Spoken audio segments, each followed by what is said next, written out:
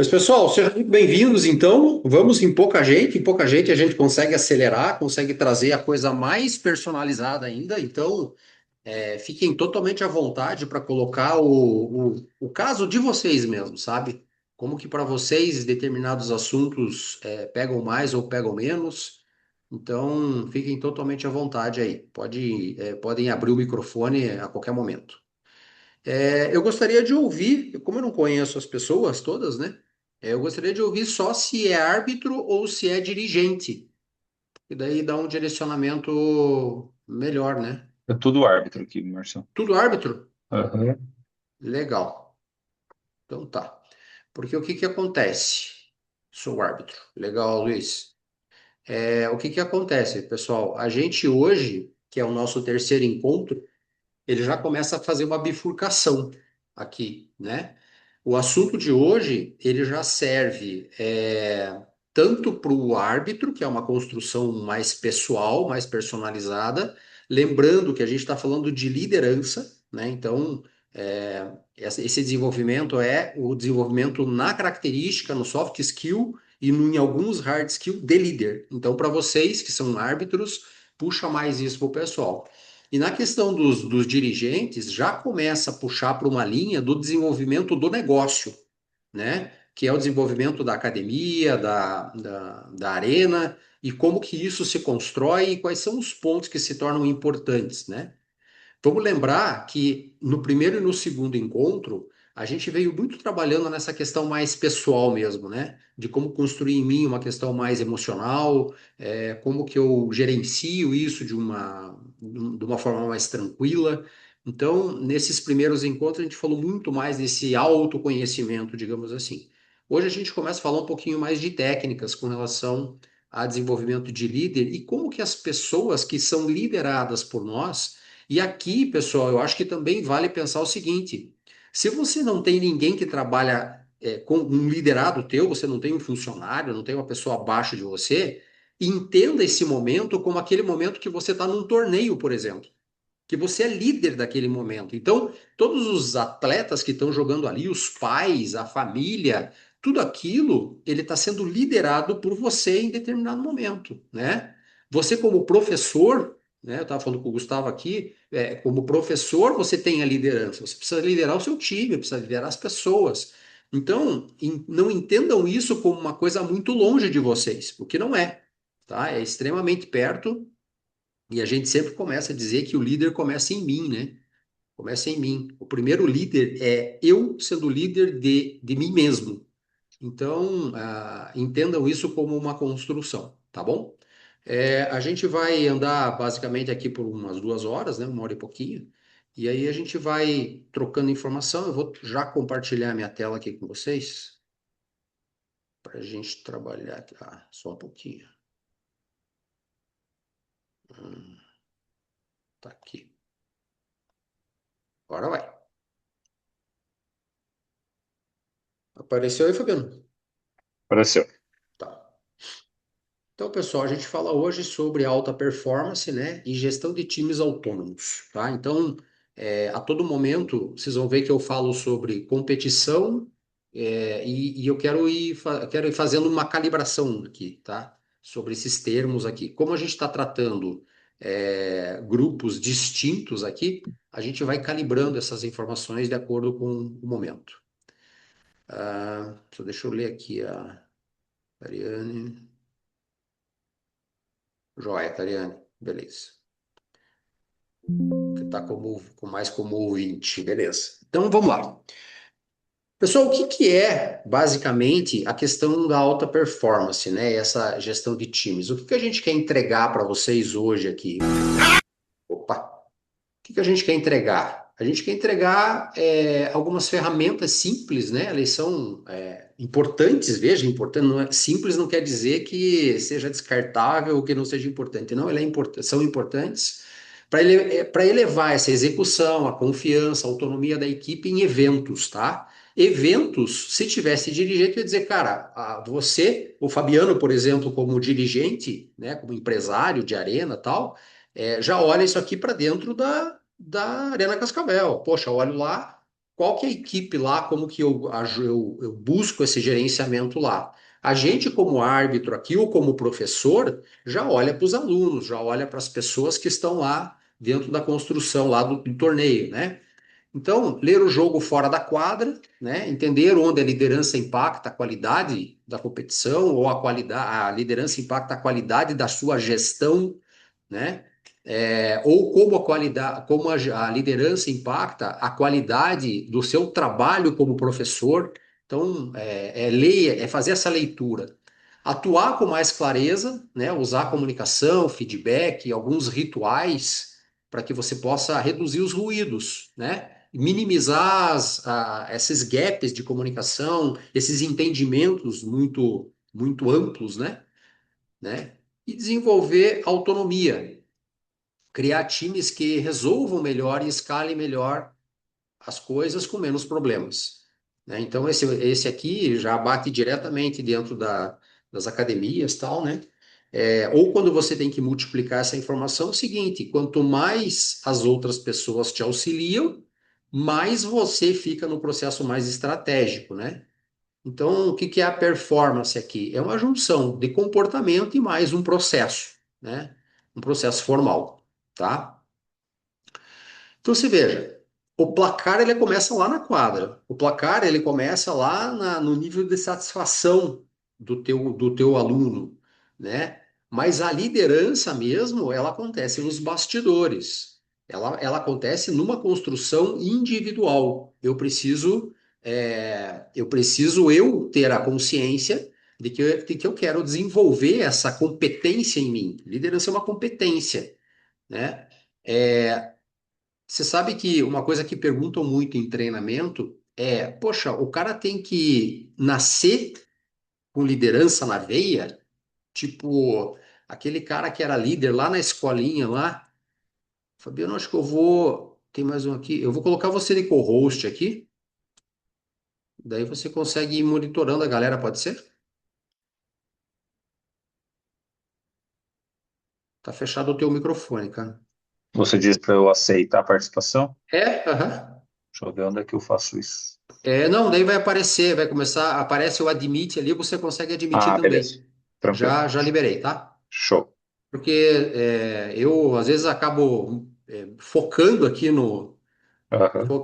e não vejo que a pessoa está querendo entrar ali, está solicitando para entrar, Perfeito. né? Tá? Perfeito. Muito bem. Até perdi o fio que eu estava aqui, mas vamos lá.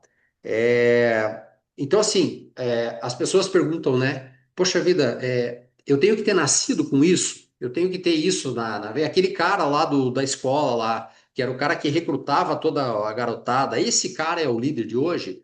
Não necessariamente, né? Você sabe que algumas pesquisas indicam que tem um quesinho de DNA aí, tem um itemzinho físico, né, fisiológico, que ele traz uma característica de liderança, sim, mas não é a principal. A principal é competência. E como qualquer competência, você desenvolve. Então, mesmo que você não tenha sido o cara que recrutava a garotada na escola, ou seja, né, não era o líder dos grupos que você fazia parte, não quer dizer que você não possa ser um líder hoje. Pode. É só ter competência, é só estudar para isso, né?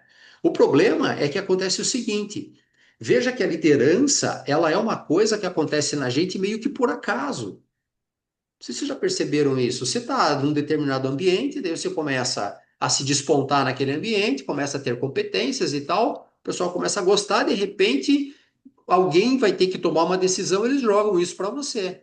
E aí você meio que de graça entra lá e a partir desse momento todo mundo começa a se conectar em você. E aí a gente acaba virando líder sem ter ferramentas de liderança, entende? E aí ser líder, ou seja, tratar pessoas, cuidar de pessoas, fazer pessoas performarem, sem ter ferramentas de liderança, se torna um problema. Porque eu vou fazer do jeito que eu sei fazer, e do jeito que eu sei fazer, para mim, é o jeito certo de fazer. E muitas vezes a gente não está fazendo isso certo. E muitas empresas, por exemplo, e aí eu posso colocar não só as arenas, as academias, mas todas as empresas aí que comerciais, inclusive industriais, acabam perdendo gente boa porque o líder não consegue fazer esse recrutamento, sabe? Essa percepção, essa puxada para ele, dizendo: olha, eu entendo você e eu percebo como que eu faço você performar melhor. Porque são ferramentas, são percepções, são comportamentos, né? Então a gente vê aqui na minha empresa como consultor, né? Nós somos uma empresa de consultoria, a gente vê muita gente boa, muita gente talentosa saindo para o mercado o, porque o líder não soube ser líder, não tinha ferramenta para isso. E, cara, o líder, nesse momento que não tem a ferramenta, ele está fazendo da melhor forma possível dele. Para ele, aquilo que é o jeito, né? Porque ele não conhece um jeito diferente. Então, a gente ter conteúdos como esse aqui começam a trazer uma certa clareza, uma percepção sobre o assunto que muda o panorama, muda a forma de pensar, né?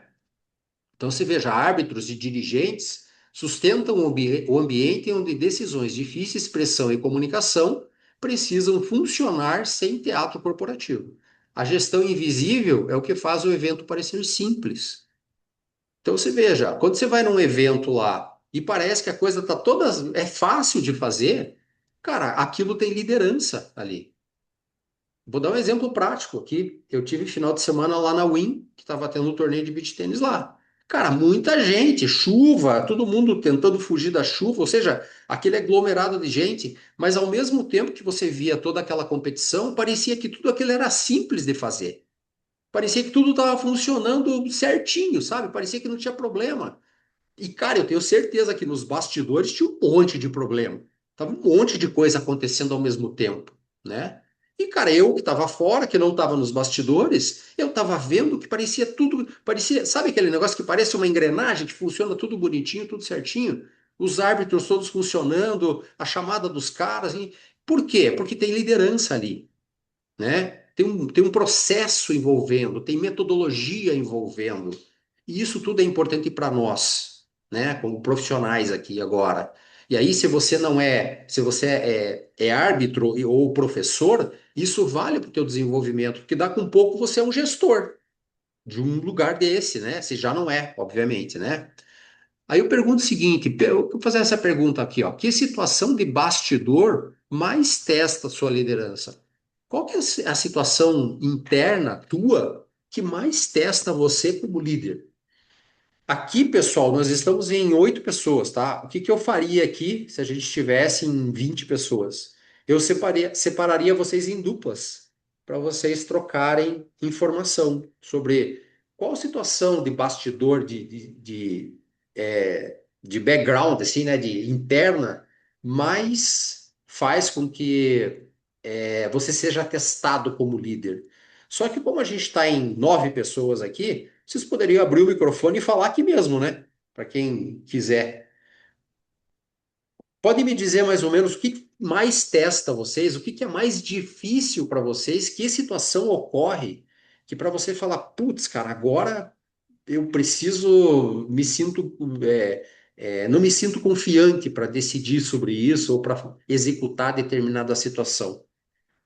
Consegue me dar algum exemplo aí?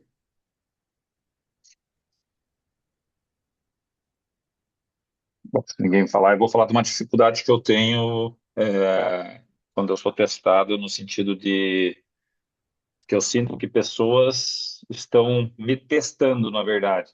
Então, sabe, a pessoa vem interagir com você como líder, mas na verdade, às vezes, com aquele desrespeito ou algo do gênero, que você não deveria perder a linha com isso. Você tem que se manter no seu propósito de líder naquela situação. E quando eu sou e isso acontece, né, comumente, as pessoas te testam, Sim, eu tenho um pouco, estou no processo de aprendizagem aí das reações, das emoções, de como conseguir se manter dentro do propósito da liderança para aquela ocasião e não ceder às tentações emocionais aí da sim. circunstância. Até porque a emoção vem antes da resposta, né, Fabiano? Você primeiro Exato. sente, depois que você vai pensar na resposta. Então, esse fato já faz você ficar diferente do que você estava. Você já, o pensamento já é outro, porque a emoção ele veio e conturbou a tua inteligência para a construção da resposta, né?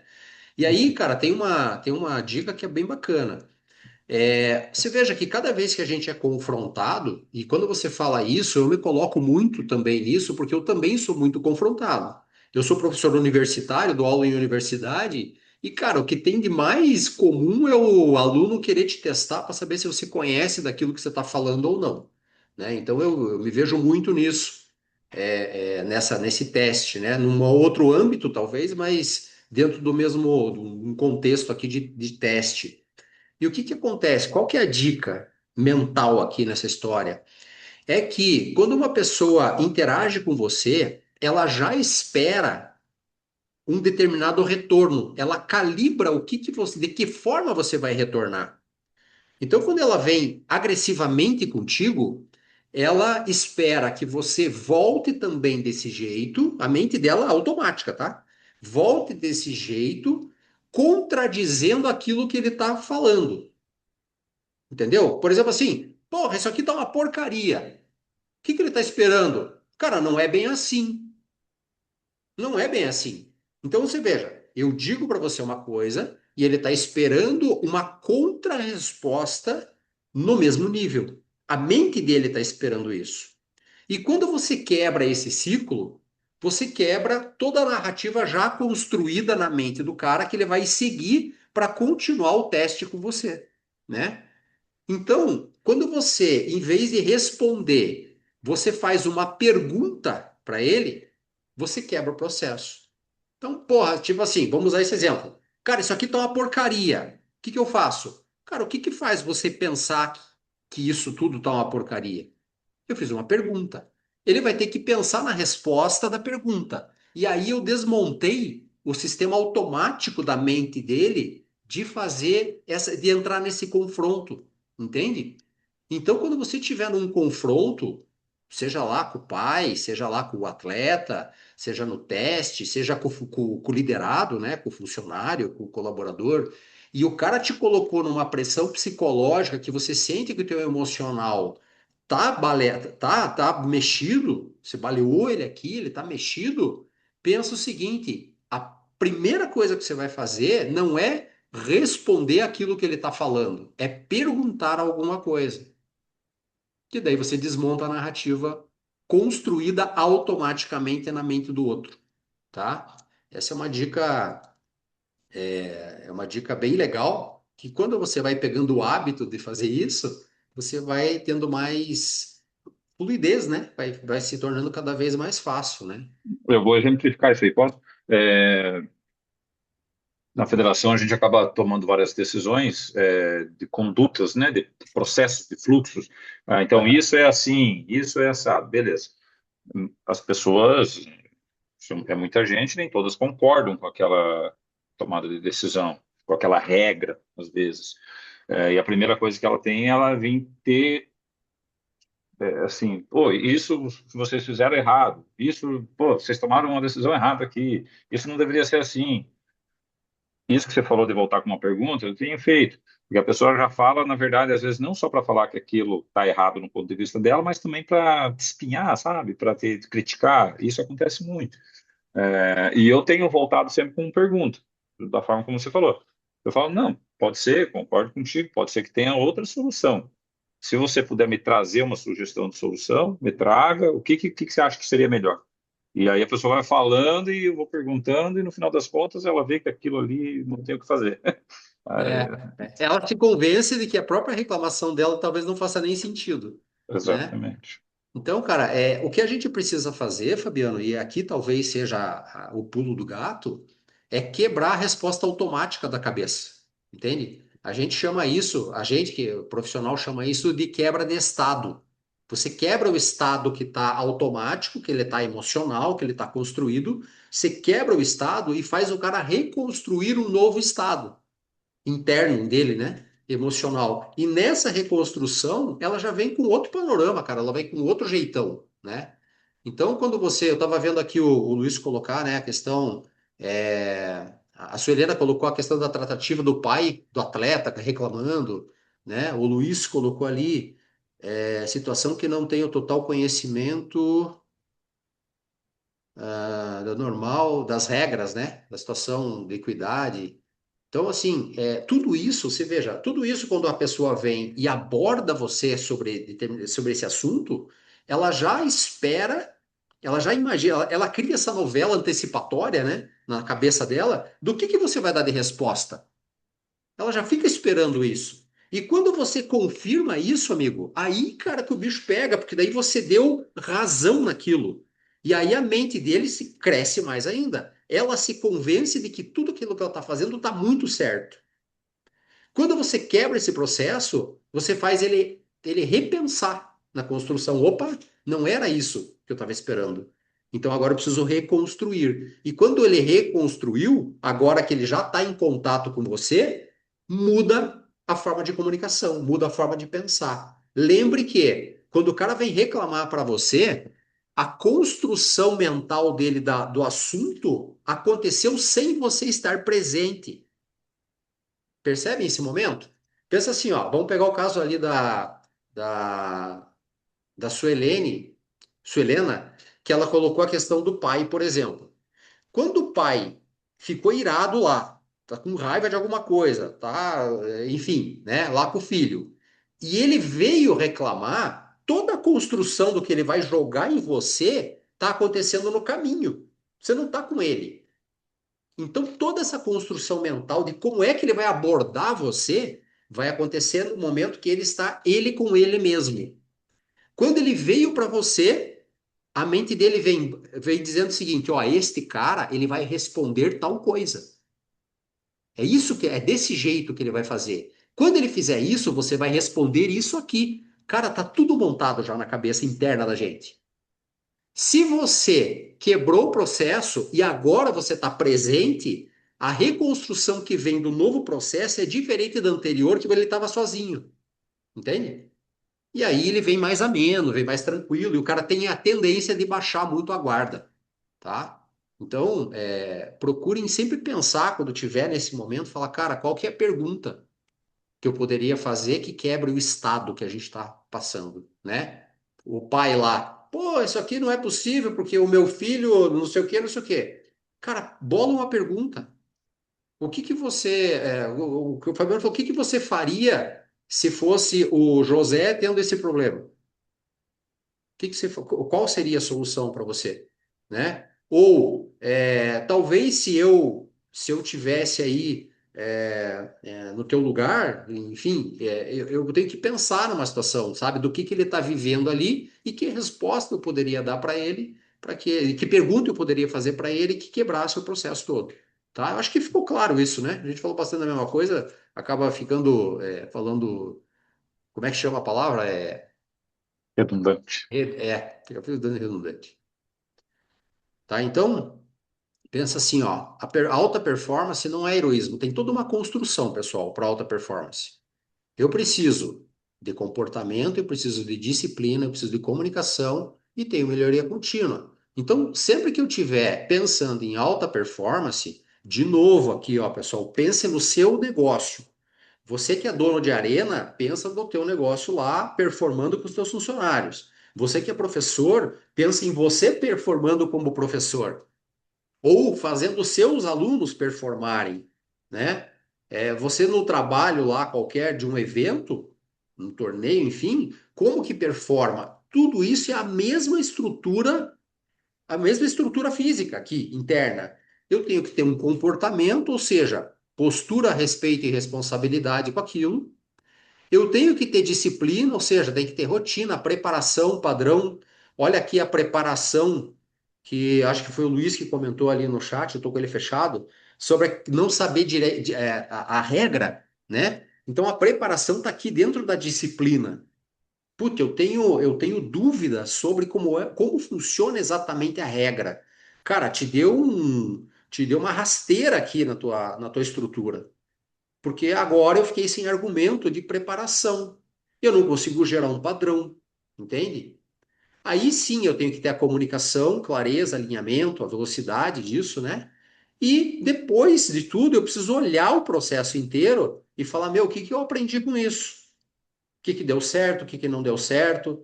Que forma eu devo me comunicar melhor? De que forma tem que ser o meu comportamento? Lembre que o comportamento é aquilo que as pessoas estão vendo em você, não é aquilo que você acha que você é, entende? Se a pessoa está vendo em você que você está com o comportamento de uma pessoa que está desesperada, está em pânico, é esse o teu comportamento. Por mais que você pense assim, ah, eu estou equilibrado, está tudo certo. Se ele está vendo você em pânico, o comportamento é pânico, percebem? Então, qual que é a postura que você está colocando? É uma postura de uma pessoa que ela é confiante ou ele é uma postura de uma pessoa que está totalmente fragilizada na situação, né? Gosto de usar esse exemplo ali do pai reclamando do filho, que eu acho que é um caso bem complexo mesmo, porque o cara vem cuspindo fogo, né? Por quê? Tá defendendo a prole. Pensa na natureza aí, né? O pai ou a mãe defendendo o filhote, é isso. Então ele vem cuspindo fogo. E aí, qual que é o teu comportamento? Quando essa pessoa chega para falar com você, o que que ele enxerga ali na frente? Uma pessoa acuada, uma pessoa com medo, uma pessoa sem confiança, o que ele está vendo? Essa imagem é a primeira coisa que impacta. Antes de você abrir a boca, ele já traçou o teu perfil, ele já julgou você, entende? É até ruim falar isso, mas a gente é julgado o tempo inteiro, cara. Então, antes de você abrir a boca, ele já julgou. Ele julgou pelo quê? Pela tua postura, pelo comportamento que você está apresentando aqui, né? Se você está gaguejando, se ele percebe que você está acuado, que você está com medo, e perceba aqui, ó, que o que você está sentindo emocionalmente, o teu corpo responde com sinais, que é a tal da comunicação não verbal, né? Tem lá o famosíssimo livro que todo mundo leu lá, O Corpo que Fala, né? Essas coisas todas. É só você pensar o seguinte: quando você está confiante, quando você está com coragem, quando você está indo para frente, você está com o peito aberto, você está com os ombros abertos. Quando você está mais acuado, que a pessoa vem para cima de você, você tem uma tendência de se fechar.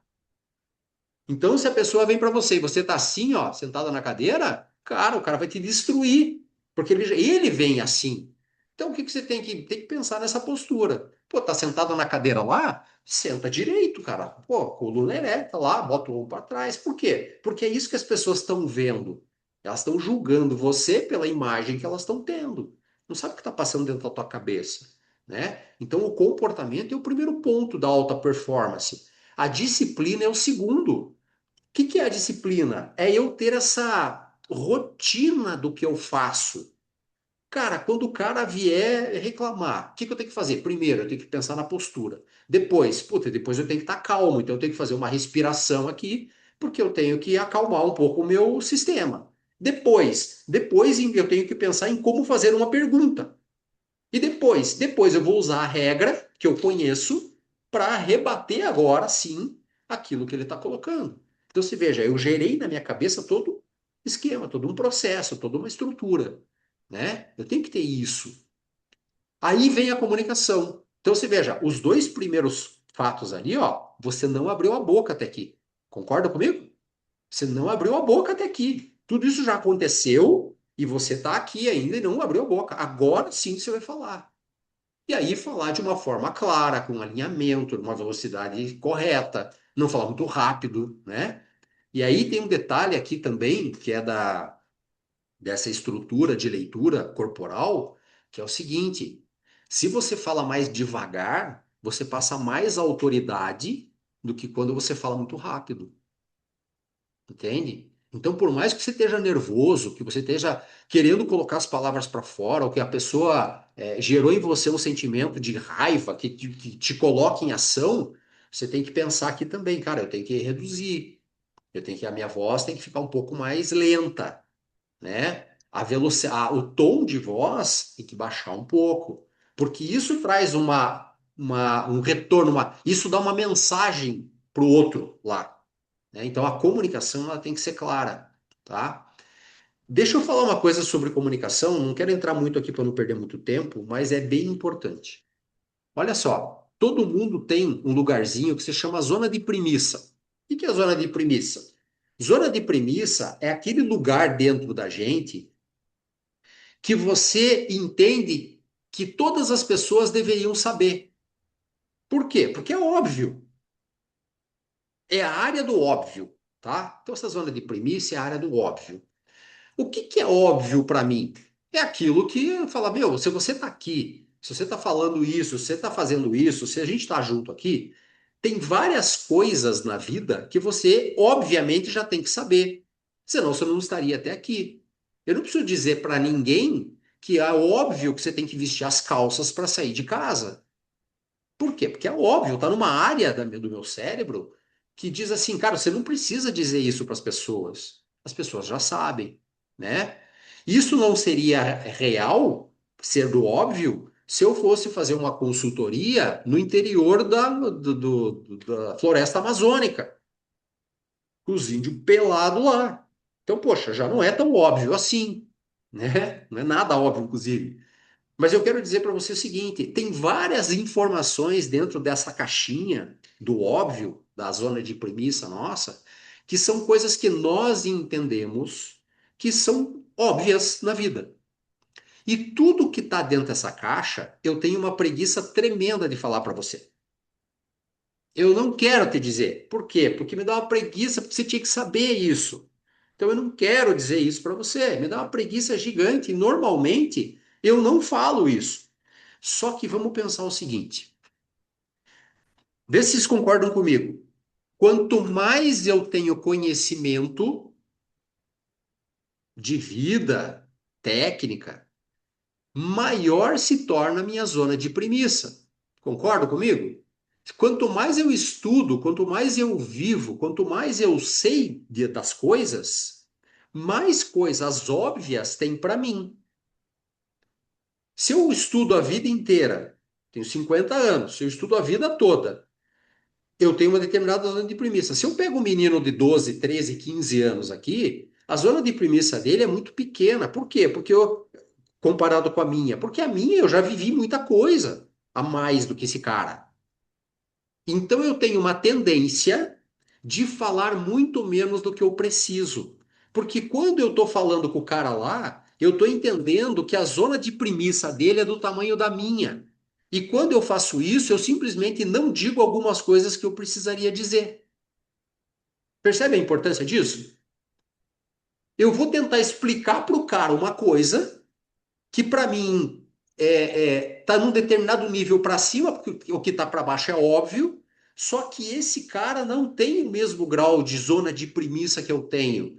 E aí aquilo que eu não disse fez falta na comunicação, que era justamente a parte que ele entenderia da comunicação que eu estou falando. E aqui que acontece o gap, entende? Eu começo a falar num nível que está muito além do nível do que a pessoa está esperando para compreender o que está acontecendo. Então, essa clareza da comunicação ali, que está no verdinho, ele está ligado a isso. Aí eu percebi o seguinte: qual que é a linguagem que eu tenho que usar com você? Como que eu falo com você? Como que eu respondo para você? Se o pai, veja, não me entendam mal aqui, tá? Não quero levar isso para um lado de preconceito, não é isso. Mas se eu estou falando com um pai que ele é advogado, juiz, médico, é diferente de eu falar com um outro pai que está lá que não teve o primeiro grau completo. É diferente o sistema de linguagem, entende? E qual que é o normal da gente? Falar da mesma forma com todo mundo. Daí para uns funciona, para outros não funciona. Isso vale para o pai que está puto lá, isso vale para o liderado do nosso funcionário, que a gente fala e o cara não entende. Ou seja, você fala, fala, fala, fala, ele continua fazendo a mesma coisa. Claro, está faltando um pedaço da comunicação que ele não está captando. Só que para você tá óbvio que ele deveria estar captando. Para a gente pensa assim, claro, cara, eu tô sendo tão claro. Como é que você não entende, velho? Como é que você não entende, cara? Eu estou desenhando para você. Sim, porque a tua zona de premissa está colocando um monte de coisa lá dentro que para você é muito óbvio. Eu gosto de usar nas empresas o seguinte: você contrata a pessoa que ela vai cuidar do sistema de controladoria para você, de contabilidade, de finanças. Vamos subentender que essa pessoa tem que saber Excel. Para mim é uma premissa. O cara vai trabalhar numa empresa, que ele vai cuidar dos números da empresa, ele tem que saber Excel. Eu jamais, numa conversa com ele, vou dizer, cara, lembre-se que para você começar uma fórmula no Excel, tem que começar com o igual, porque senão não gera fórmula. Eu jamais vou falar isso. Por quê? Porque está na minha zona de premissa. Se você chegou até aqui, você tem que saber isso aqui. E tem um monte de coisa do beach tênis, do esporte, da vida, da relação em comunidade, dos relacionamentos, que é igualzinho o igual do Excel. E aí a gente está pecando justamente nesse pedaço da comunicação, tá? E depois que eu faço tudo isso, eu tenho que olhar, depois que aconteceu tudo isso, eu tenho que olhar para tudo isso, falar, opa, o que que eu aprendi que eu preciso mudar para na próxima vez ser menos impactante para mim. Ah, poxa vida, o meu comportamento, eu tenho que mudar meu posicionamento corporal. Eu tenho que mudar o tom da minha voz, eu tenho que entender melhor qual é a rotina, a disciplina, eu tenho que estudar melhor a regra. E aí você vai melhorando de passo em passo. Fez sentido isso? Beleza. Legal. Ó, esse aqui, ó. Radar da equipe em competição. Não é só em competição, tá? Coloque o radar da equipe como você como professor, você como empresário. Ó, pontue de um a cinco cada papel desse, ó. Clareza de papéis. O que que é clareza de papéis? Clareza de papéis é eu entender exatamente o que eu tenho que fazer aqui. Simples assim. Pensa assim, ó. Casei, acabei de casar. Tenho clareza do meu papel agora, como marido? O papel como marido é igual ao papel do Marcelo solteiro? É diferente. É outro papel. É diferente. As atribuições, o papel talvez seja o mesmo, tá? É o mesmo Marcelo. Mas as atribuições do papel são diferentes. E aí acontece uma coisa que é o seguinte, sobre clareza de papel. Eu entendo que o meu papel é esse aqui. E eu posso até descrever. Eu tenho que ser assim, fazer isso, tal, tal, tal, tal, tal. Só que a minha esposa, na hora de descrever o meu papel, vai colocar o ponto de vista dela. E aí eu pergunto o seguinte: eu estou com clareza de papéis? Não, se eu não olhar o que ela está entendendo com relação a isso.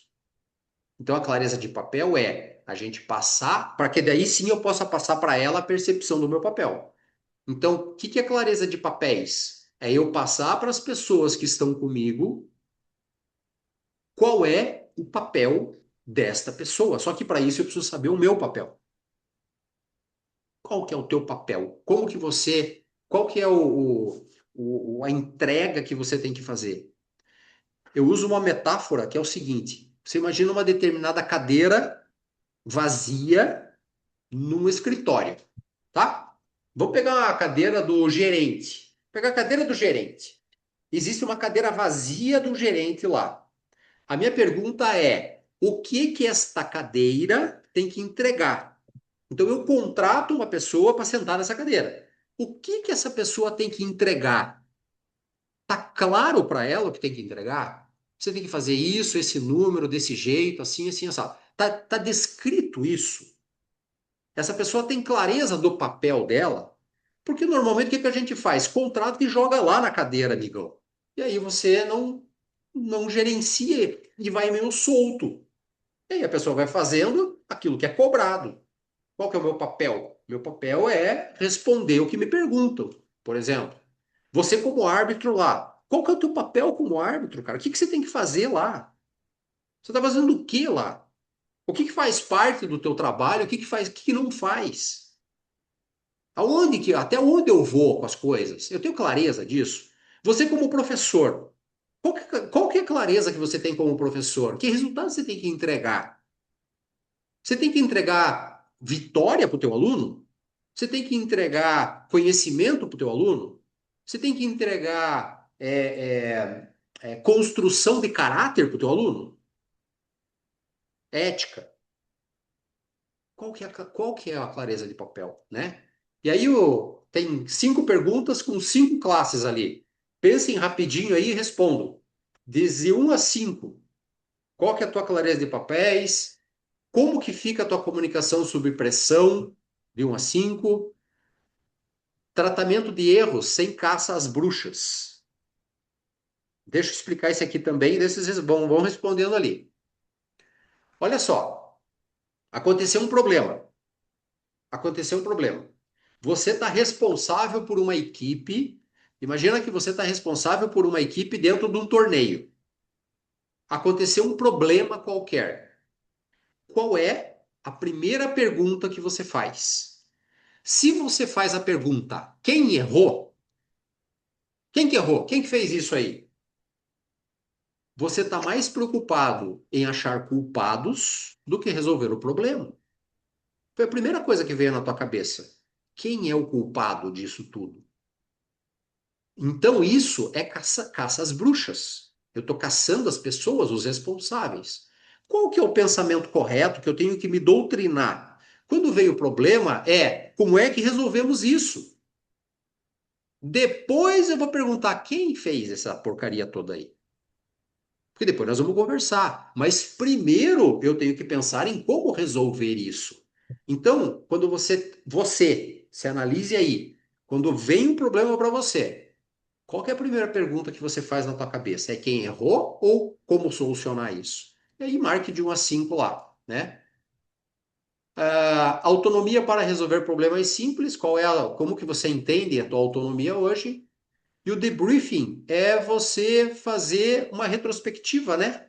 Após uma competição, após um evento, após um problema, de como é que tudo isso ocorreu e como é que eu posso me reposicionar para a próxima vez que isso ocorrer, tá? Por que que isso está aqui? Porque o fato de você marcar de 1 a 5 vai trazendo para reflexão as tuas formas de atuar, a tua forma de atuar, o teu modus operandi aqui, né? Como que eu reajo com relação a isso. E talvez num exercício desse, você entenda que talvez tenha algum papel que não está muito claro, que você tenha pessoas dentro dos seus times que trabalham com você, que você não deu clareza dos papéis, talvez elas nem saibam dizer exatamente qual é a função que elas têm que ter ali dentro da estrutura. E tudo isso traz entendimentos personalizados. Uma vez que eu entrei num lugar para fazer um determinado trabalho e ninguém disse qual é a entrega que eu tenho que fazer, eu crio as minhas próprias entregas. Eu acho que eu tenho que entregar isso aqui, eu acho que eu tenho que fazer isso, eu acho que eu tenho que fazer aquilo, né? Se bater com o teu, fechou. Se não bater com o teu, amigo, vai dar ruim entre nós dois, porque eu não vou entregar tudo aquilo que você está esperando de mim. E aí a gente vai lá e crucifica o funcionário, crucifica o cara que está com a gente, que não consegue entregar, porque nunca entende. Então tá aí. Tá aí a construção. Deixa eu abrir o chat aqui para ver o que tem lá. É... Óbvio, Paul, me sinto confiante, mas... Tariane, me sinto confiante, mas é meio desconfortável dizer não para a situação, no sentido, não quero jogar na chuva. Já sabendo que tem condições de jogo, firma e tal. É, bem interessante, né, Tariane? E assim, o que que diz a cartilha, né? O que que diz a cartilha? Eu acho que aí a troca entre outros, né, que estão na mesma linha e tal, ajuda bastante, sabe? Porque daí vocês vão gerando o tal do padrão. Porque, cara, você tem uma coisa que incomoda, é você tomar uma decisão, né? E às vezes a decisão é mais radical. Você tomou uma decisão que foi. A pessoa se sentiu mais injustiçada, digamos assim. E aí o teu colega do lado tem uma situação idêntica e toma a decisão de fazer o troço de um outro jeito que o teu olha e fala, porra, mas, cara, para mim me ferrou e aqui pro cara deu tudo certo. Putz, esse tipo de comparação é muito ruim, né? Sabe? Então, essa calibração ela é bem importante mesmo de ser feita, né? Olha só, o cérebro decide melhor quando o ambiente não parece ameaça, né? Segurança psicológica não é passar a mão na cabeça, é criar um espaço onde erro vire ajuste, dúvida vire pergunta e pressão não vira desorganização. Eu fico mais à vontade de falar no terceiro encontro que eu ter equilíbrio emocional no momento de caos é primordial, né? E a gente trouxe várias ferramentas aqui para vocês fazerem esse equilíbrio, né? Então, poxa, o ambiente tá tóxico, tá tenso. Eu tô como o cara de frente. Qual que é o primeiro ponto aqui? É eu ter essa segurança psicológica. Poxa, por mais que eu saiba que tá tudo pegando fogo, tá energizado o lugar, né? Tá um caos aqui. Eu tenho que entender que tudo isso não sou eu, quem eu estou representando ali. Eu tenho que ter essa segurança psicológica, eu tenho que ter essa construção interna, sabe? Como que eu gero isso? Através desses itens aqui. Tem que ser um ambiente que me dê respeito, por mais que esteja inflamado, ele tem que ter respeito. Eu tenho que ter clareza do meu papel ali, o que que eu estou fazendo. Eu tenho que ter a confiança de que o que eu sei resolve, por isso que o aprendizado, o estudo do que você está fazendo é importante, e depois eu vou buscar o aprendizado que isso tudo trouxe.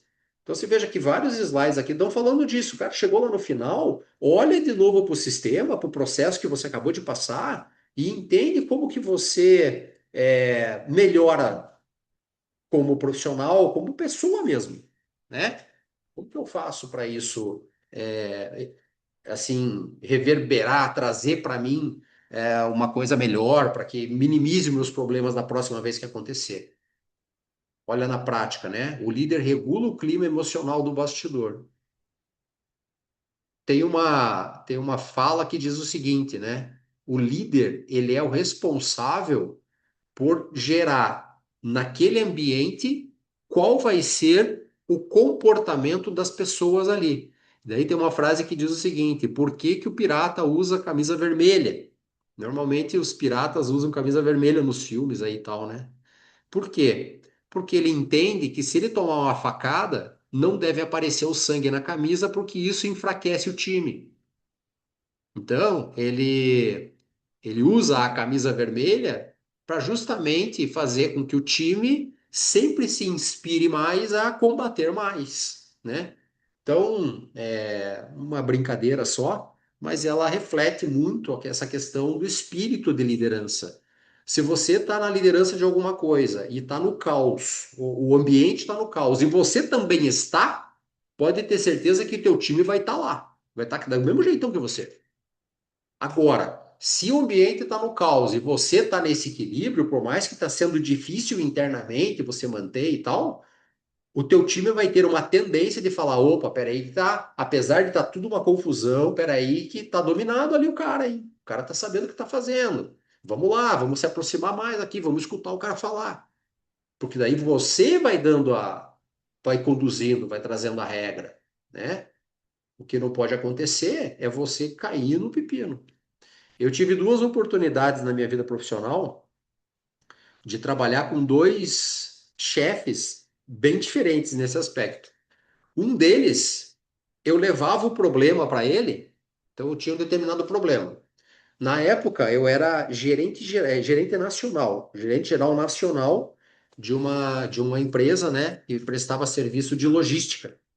Eu era gerente nacional, tinha filiais pelo Brasil todo, e quando eu ia levar um problema para ele, é porque eu já esgotei todas as minhas possibilidades como gerente. Então, putz, eu já pensei em tudo que eu poderia pensar e aquele problema realmente ele ultrapassava a minha alçada. Então, eu precisava levar isso para o diretor. Quando eu levava para o diretor, esse diretor falava: Nossa, puta, e agora? Agora perdemos tudo. Ou seja, ele aumentava o meu problema. Porque antes dele pensar numa solução, ele aumentava muito o meu problema. Então, o que que acontecia comigo lá quando eu olhava meu líder? Eu sempre estava no caos, eu sempre estava na inflamação, porque sempre estava ruim. O que estava ruim, ele deixava pior o cenário, entende? Eu nem tinha pensado num cenário, um determinado cenário contábil, de controladoria, econômico, financeiro, Porque eu estava no âmbito operacional e para mim já estava o caos. E quando eu ia falar com o cara, além do meu, ele trazia os dele. Então, isso é um estilo. E eu me espelhava naquele cara como meu líder. Ou seja, quando eu olho hoje o meu momento lá, eu vejo o quanto estressante foi minha vida enquanto eu estava lá. Sem perceber, porque eu estava vivendo um dia depois do outro, né? E eu tive um outro bem ao contrário desse. Que quando eu levava o problema, ele entendia que eu já tinha esgotado todas as minhas possibilidades, né? Nesse outro eu era um diretor do processo, mas também acontecia a mesma coisa. Depende do tamanho do problema, passava da minha alçada. E eu tinha que cair lá no CEO. E aí, quando eu levava para ele, ele falava: pô, Marcelo, legal, vamos pensar aqui como é que nós podemos resolver isso. Então, o que que acontecia quando os meus liderados vinham falar comigo? Eu tinha também esse perfil. Poxa, vem cá, não era aumentar o problema. Espera aí, vamos pensar junto. O que que você já pensou para tentar resolver? Porque agora me diga o que você já pensou, que de repente me dá uma criatividade aqui de ver coisas que a gente ainda não fez. E eu, nesse outro lugar, eu me sentia muito mais como eu sou, como pessoa. Muito mais calmo. Fiquei 13 anos nesse segundo operador, né? Então, você veja, a forma com que você apresenta as coisas é como o teu pessoal vai reagir. Se você está no torneio lá e está passando essa euforia, essa inflamação, pode ter certeza que com o passar do dia vai ficar todo mundo inflamado.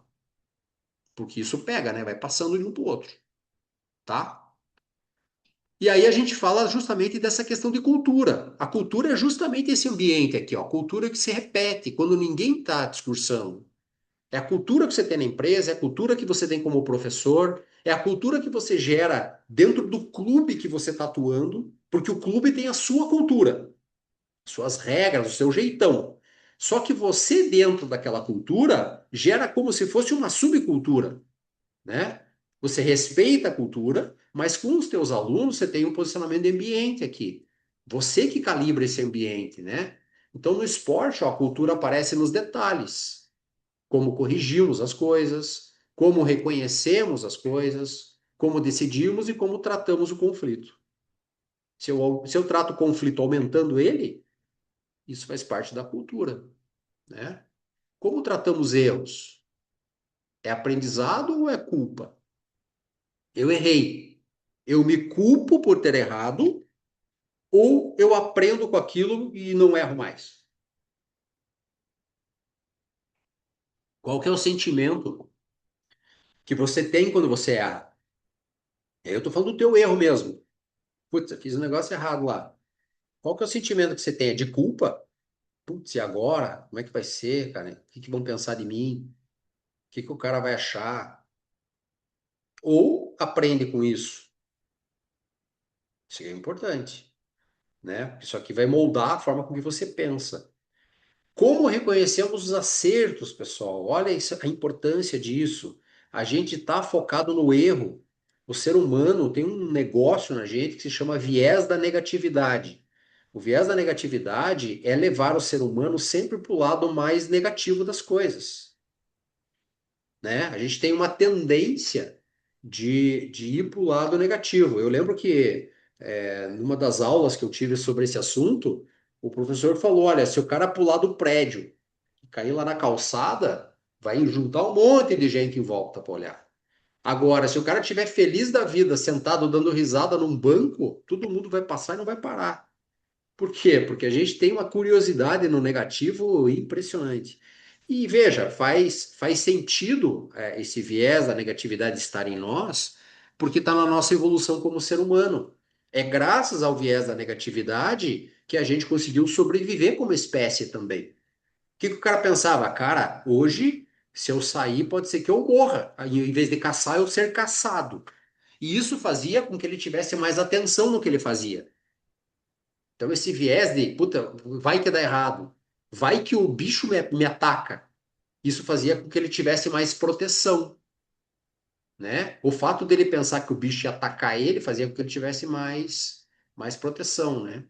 Se protegesse mais, fizesse uma lança, enfim, pedra, sei lá o quê, né?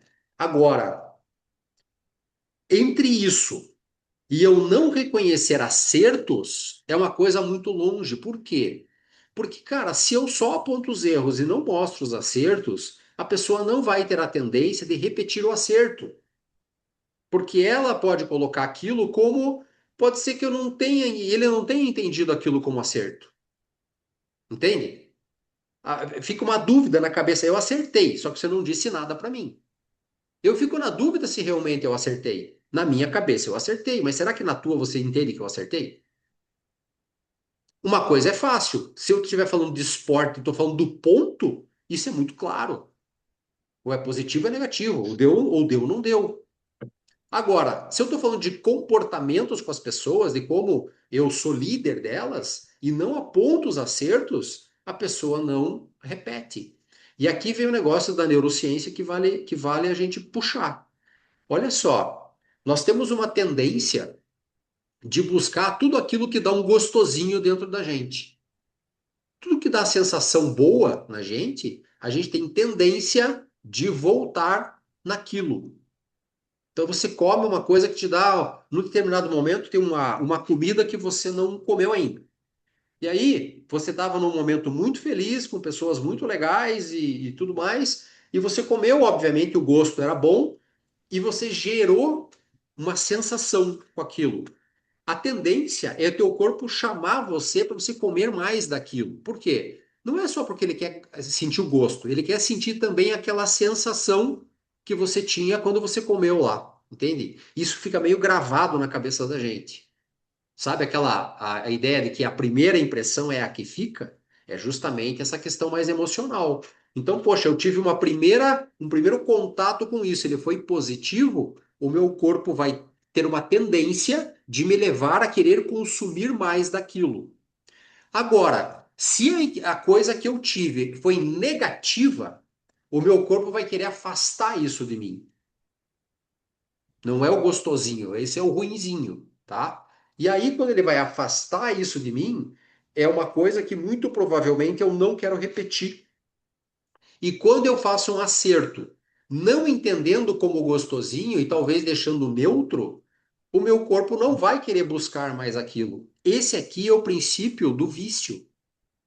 O princípio do vício de álcool, de drogas, é justamente esse aqui o princípio.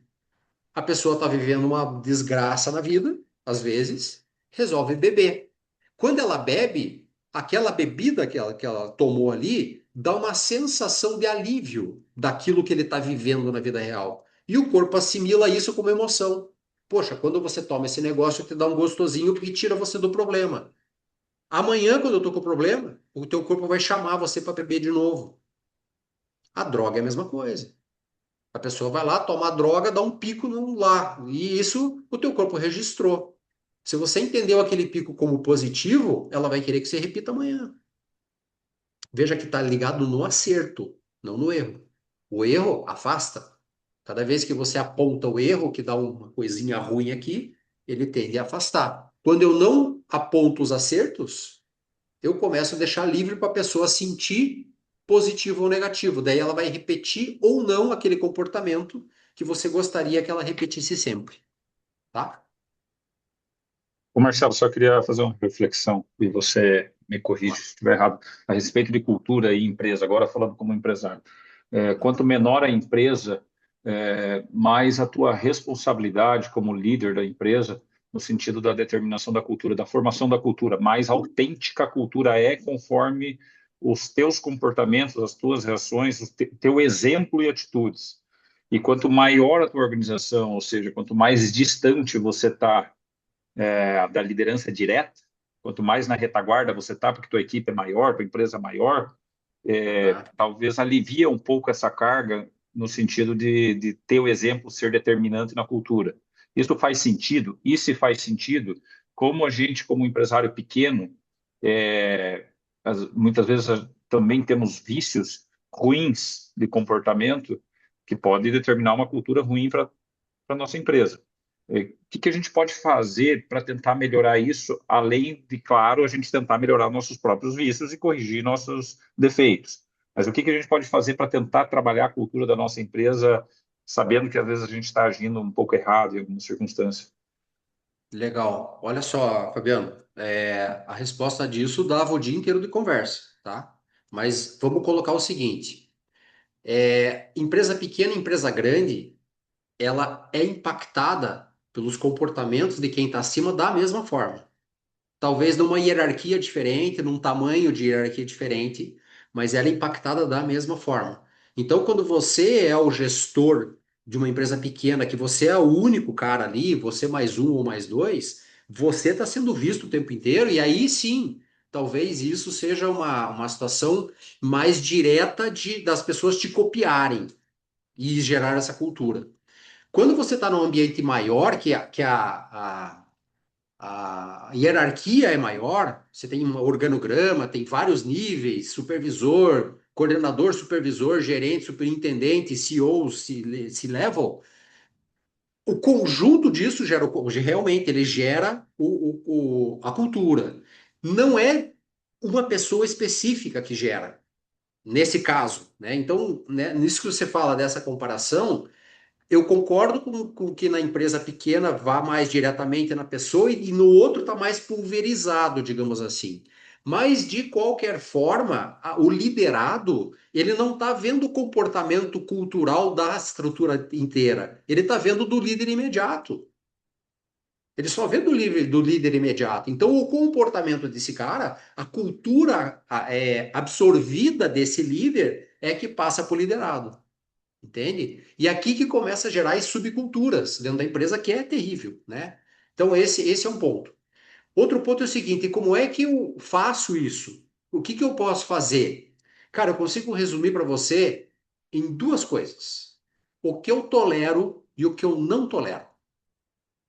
Se eu conseguir mostrar para o meu time o que eu tolero e o que eu não tolero na empresa, você gera uma cultura. Entende? Então, poxa, o que eu não tolero? Eu não tolero que você agrida fisicamente o outro. Eu não tolero que você seja grosseiro e desrespeitoso. Eu não tolero que você seja preconceituoso. Eu não tolero que você use comunicação pela metade. Assim como eu não tolero que você chegue atrasado todo dia. O que eu tolero? Eu tolero que você converse com as pessoas, mesmo às vezes sem estar entregando algum resultado direto. Eu tolero que você tenha bom humor aqui. Eu tolero que você tenha um comportamento de um líder, mesmo não sendo um. Então, quando você cria essa lista de coisas, do que eu tolero, do que eu não tolero, você meio que calibra o que você quer da tua cultura, entende? Então, qual é a dica que eu daria para você construir a cultura? Cara, constrói a lista do que você tolera, do que você não tolera, porque isso vai moldar os comportamentos. E aí vai ter um negócio que é o comportamento central. Qual que é o comportamento central da minha empresa? Qual é o comportamento central esperado pela empresa que as pessoas têm que ter? Se você define isso, você define muito da cultura. Qual que é o comportamento? Ser respeitoso e ter bom humor, ser respeitoso, ser proativo, entende? Sabe? Ter comunicação clara. Então, se cria esse comportamento onde as pessoas olham e dizem, cara, eu estou me comportando desse jeito aqui. Hoje que eu estou mais mal, dormi mal, briguei com o vizinho, estou me comportando desse jeitão aqui ou não? Fica mais fácil e você consegue moldar um pouco mais a cultura, tá? Não sei se te respondi, cara, que a pergunta foi complexa. Não, perfeitamente. Fica o pensamento, né? A gente percebe que as nossas atitudes, as nossas ações, as nossas formas como reagimos perante a equipe, o efeito é muito direto, Sim, é muito direto na formação da cultura. E não é fácil, a gente, como eu falei, né? Temos nossos defeitos, está em constante aprendizado, então às vezes a gente faz as coisas da forma que não seria ideal. E isso modifica a cultura da empresa de forma bem direta. é. Cara, e veja, o exemplo, né? Vou dar um exemplo hipotético aqui, mas que destrói totalmente essa questão de cultura baseado no valor. No valor agora. Imagina assim, cara, você prega honestidade para as pessoas. Puta, honestidade, honestidade, ou seja, você passa para as pessoas que você é um cara honesto. E você age assim na empresa, de forma honesta, né? Só que daí resolvem fazer um churrasco lá na sexta-feira, no final de semana, vão no mercado, você leva alguns líderes com você, vocês vão no mercado, vão em cinco no mercado. Aí fazem compras lá, beleza. Na hora de colocar no porta-malas do carro, um dos caras diz: Ô, cara, os caras tem um produto aqui que não passou lá no caixa, passou direto, veio para nós, a gente não pagou isso aqui. Você está carregando um porta-malas no teu carro. Daí você diz assim: cara, joga aí, velho, joga aí, os caras já estão ganhando bastante. Fecha o porta-malas e vai embora. Pronto, cara, quebrou a tua honestidade. Quebrou todo aquele conceito que se usa todo dia para construir um valor cultural no teu negócio, desmontou por uma besteira, cara, que você acabou de fazer na frente de pessoas que regulam o teu sistema de cultura. Entende? Então, poxa, qual que, meu, não registrou, cara, volta lá, registra, paga e volta. Pronto, acabou. Acabei de registrar minha honestidade. Então, coisa boba assim, sabe? Essas coisinhas bobas, cara, do cotidiano humano acabam destruindo tudo aquilo que você tem construído, que são processos até complexos que você gerou com base na tua empresa. Aí você vai lá numa atitude humana, ridícula, qualquer, e desmonta tudo aquilo que você tem construído do outro lado. Levou 10 anos para construir, em 30 segundos destruiu, né? Então isso também está muito ligado nessa questão da cultura e aí baseado no valor, né? Que também é um item da cultura, tá? Muito bem. Não existe um jeito, não existe um único jeito da gente liderar, tá, pessoal? De novo, tá? Deixa eu passar aqui. Vale liderar como professor, vale liderar como árbitro, vale liderar como empresário, vale liderar qualquer, vale liderar como eu mesmo, tá? A qualidade está em ajustar o estilo ao momento de maturidade e confiança da pessoa. Cada um está num nível de maturidade diferente. E aí tem quatro níveis aqui que eu preciso olhar para esse jeito de liderar. Qual que é o primeiro jeito de liderar? Para pessoa nova ou insegura. Pessoa nova ou insegura. Então eu tenho que direcionar. Como? Digo o que ela precisa, quando e como. Descreva exatamente. Puta, a pessoa é nova, cara. Ela acabou de entrar como árbitro. Você acabou, o Fabiano acabou de chamar a pessoa para a primeira vez ela ser árbitro num torneio.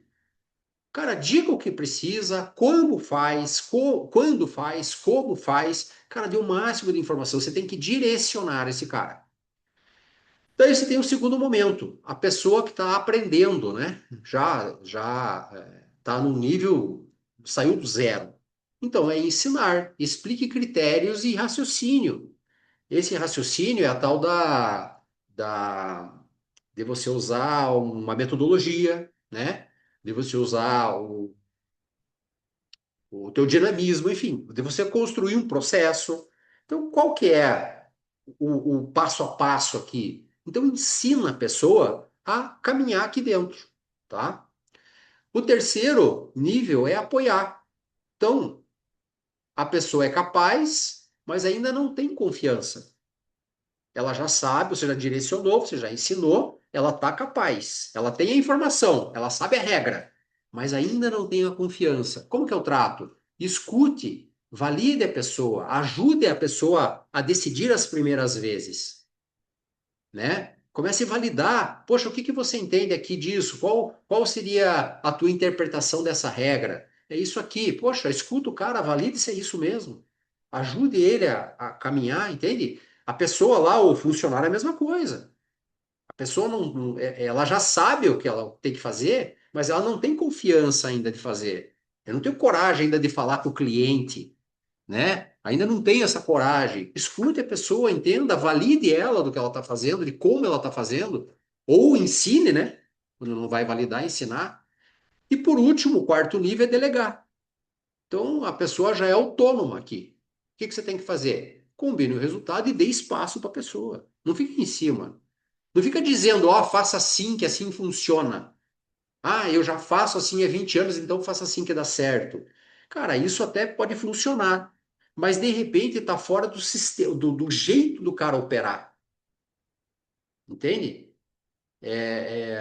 Veja, é como se eu chamasse o Bill Gates para trabalhar na minha empresa aqui e dizer para ele como que ele tem que fazer as coisas.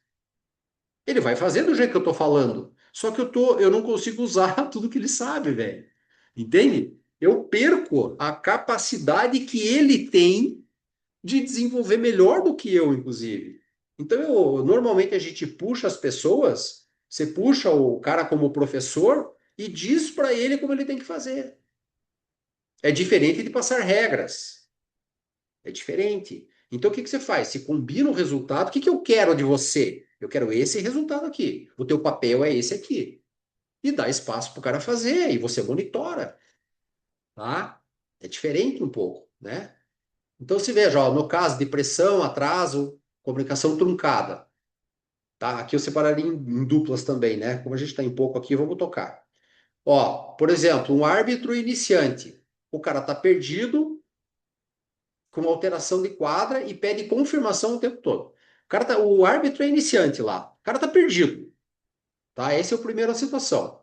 Qual que seria o estilo de liderança considerando isso aqui, né? Aí o segundo lá, o árbitro agora é experiente, ele já sabe resolver, mas ficou defensivo após a reclamação do atleta, por exemplo. O cara já sabe, mas ficou defensivo porque aconteceu uma situação específica lá, tá? Aí, equipe operacional, já conhece o fluxo, mas aguarda a autorização para tudo. Ele já sabe o que fazer, só que ele fica esperando tudo, né? Qual que é o desenho aqui da equipe, né? Daí é o seguinte, ó, por exemplo, o árbitro iniciante. Eu vou direcionar. Quando há insegurança, o líder precisa dar clareza. Ele está perdido, inseguro e pede confirmação o tempo todo. Nesse momento, precisa de clareza, estrutura e instruções objetivas. A conduta do líder. Dizer o que precisa ser feito, em que ordem e qual critério usar. Tá? Simples assim, é direcionar o cara, né?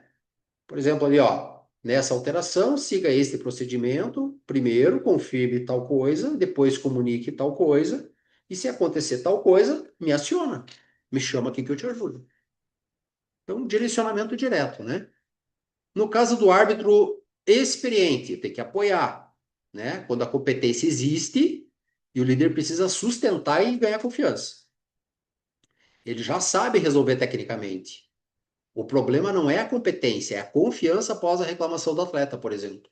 Portanto, ensinar ou controlar demais tende a piorar aqui. Então, o cara já sabe, se você controlar demais, ele tende a piorar, o cara vai regredir. Qual que é a conduta do líder? Escuta o cara, valida, reforça a confiança e ajuda o cara a recuperar a segurança para decidir. Então, poxa, eu escuto o cara, entendo qual é a solução que ele tem, valido ele, ou digo, cara, peraí, se a gente for por esse lado, você vai ter essa resposta. É o que você quer? Não. Então, vamos, repensa aí, o que que você faria agora? Deixa o cara reconstruir, né? Então, veja, você conhece bem o procedimento e tem repertório para conduzir. O que nessa reclamação fez você ficar em dúvida? Vamos organizar isso para você retomar a decisão. Então, poxa, eu tô ajudando ele a caminhar dentro de uma construção, né? E na equipe operacional? Na equipe operacional é delegar. A equipe já conhece o fluxo, mas criou dependência da autorização. Então, se o líder continuar respondendo tudo, reforça exatamente o comportamento que ele quer eliminar. O cara já sabe fazer tudo. Ele já tem construção, ele já tem interno, ele já sabe a regra, já tá capacitado. Só que daí você fica fazendo ele fazer tudo do teu jeito, ou seja, ele nunca larga você. Porque ele sempre vai ter que ficar pedindo para você o que tem que você tá certo, se você valida. Aí você não consegue evoluir, você fica, sempre você fica o pivô, acaba virando um funil, né? Qual que é a conduta do líder? Combinar limites de autonomia, critérios de decisão e situações realmente excepcionais para escalonamento, né? Tudo bem. Delegar com clareza, não é abandonar, daí tem um exemplozinho ali. Beleza aqui? Pessoal, isso aqui, ó, eu acho importantíssimo, importantíssimo e talvez seja um dos slides mais importantes do nosso dia hoje. Descrição de função que gera clareza e performance. Aqui que está a clareza que nós precisamos ter no nosso trabalho para ter alta performance. Aqui que está a clareza que a gente tem que passar para as outras pessoas para que elas tenham alta performance. tá? Então, só deixa eu pegar aqui, ó.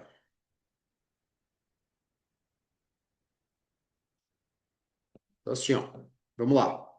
Na arena ou academia de beach tênis, o profissional performa melhor quando sabe exatamente o que se espera dele, como será avaliado e até onde vai a sua responsabilidade. Só aqui nessa frase, cara, já dá para vocês entender aonde eu quero chegar com isso aqui.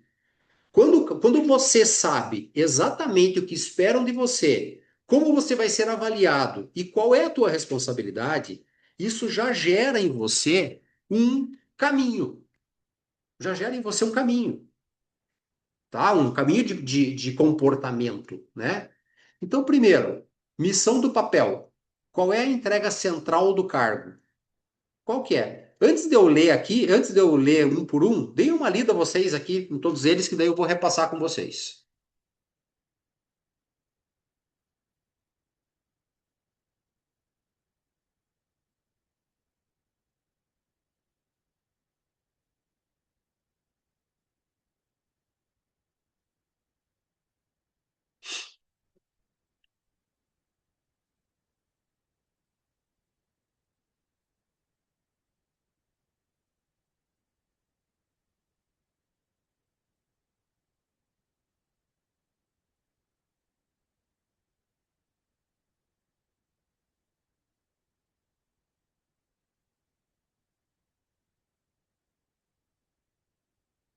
Foi? Pessoal, então assim, ó, vamos retomar ali, ó. Primeiro, pensem nisso. Qual que é a missão do papel? Qual que é a função principal? Qual é a entrega central disso que você tá? Eu usei cargo ali, mas coloca da posição, tá? Exemplo, garantir excelência no atendimento, qualidade da aula e organização da operação. Então, digamos que o papel, a missão desse papel é esse. Qual que é a responsabilidade? O que que você deve fazer no dia a dia? Aula, dar aula, recepção de aluno, organização de materiais, apoio quando tem eventos, cuidado com a quadra e relacionamento com o cliente. Essas são as responsabilidades que eu vou cobrar de você. Nisso você tem que ser bom. Você tem que ser bom em dar aula, fazer a recepção de aluno. Você tem que ser bom na organização dos materiais. Você tem que recolher, você é responsável pelas bolinhas, enfim, toda aquela coisa arada, né? Cuidar da quadra. Você é responsável pelo relacionamento com clientes. Então, estou deixando claro o que que eu vou cobrar dele. É isso que eu vou cobrar de você, né? Limite de autonomia. O que pode decidir sozinho, o que precisa alinhar e quando deve escalar para cima. Coordenação, direção, tá? Veja aqui, ó. Eu não sei se o Gustavo ainda está aqui, a gente estava falando com ele, eu acho que está. É, a gente Então, assim, tava, falo Gustavo por ser professor, né? Vale para aluno isso aqui, entende? Qual que é o papel do cara lá, do jogador de tênis lá, o jogador de beach tênis? Por que que ele tá ali? É hobby ou é esporte para a profissão dele? É importante. Eu, como professor, o que que eu vou cobrar de você como aluno? Os caras têm responsabilidades como aluno. Você tem suas responsabilidades como professor, mas eles também têm como aluno. Então, poxa, como que eu vou deixar claro isso para o cara, né? Quais são os indicadores de sucesso? Como a performance será percebida? É por pontualidade, por qualidade técnica, por experiência do aluno, organização, comunicação e cumprimento do processo? É pelo número de vitórias que o aluno vai ter? Não sei, cara. Qualquer indicador, mas tem que ter um indicador. Um que mostre para você que o trabalho que você está fazendo está evoluindo. Um que mostre para você que a empresa que você tem está evoluindo. Um que mostre para você que o trabalho que você está fazendo como árbitro, especificamente e pontualmente nesse momento, está evoluindo. E você está ficando melhor do que você estava. Né? Rotina em relação ao trabalho. Quais são os horários? Como que funciona a agenda? Quais são os rituais que essa empresa ou eu tenho que ter? Interação com professores, recepção, coordenação, atleta, cliente, e quais as competências e comportamentos esperados de você. Isso aqui é importantíssimo. O que que eu espero de você? Postura profissional, comunicação clara, proatividade, disciplina, colaboração, energia no atendimento e compromisso com a cultura da arena. É esse o comportamento. Quando eu estou no meu trabalho, a qualquer momento eu olho para isso aqui e digo, cara, eu estou tendo postura profissional, minha comunicação está clara, eu estou sendo proativo, minha disciplina está funcionando, eu estou com energia no atendimento. Percebe que o cara mesmo vai se automoldando no negócio? Clareza de papel reduz ruído, acelera a autonomia e sustenta a alta performance. Tá? Isso aqui é cerejinha do bolo, aquilo ali, tá? Depois que você fez tudo aquilo, ó, depois que você fez tudo isso, que a pessoa está enquadrada, agora ela está trabalhando no dia a dia, está executando, e aí eu preciso desenvolvimento de feedback. E feedback, pessoal, é uma coisa complexa, porque as pessoas têm a tendência de querer falar da outra pessoa. Ah, porque você é preguiçoso. Ah, porque você é desorganizado. Ah, porque você não sei o quê. Não é assim que se dá feedback. O feedback se dá através de três passos: fato observado, impacto gerado e a resposta esperada. É isso que é feedback. Feedback não é conselho. Feedback não é dizer para o cara o que tem que ser feito. Feedback é informação. Ponto final. E qualquer informação está ligada num fato. Então eu não digo que o cara é desorganizado. Eu cito o fato que mostrou a desorganização dele.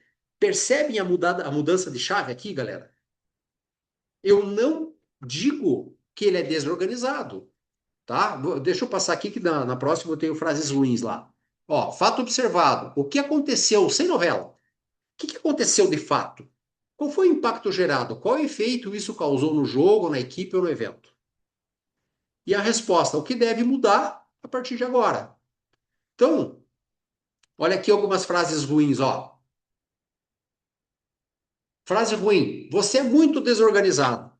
Se você falar isso num feedback, já entra atravessado no cara, meu.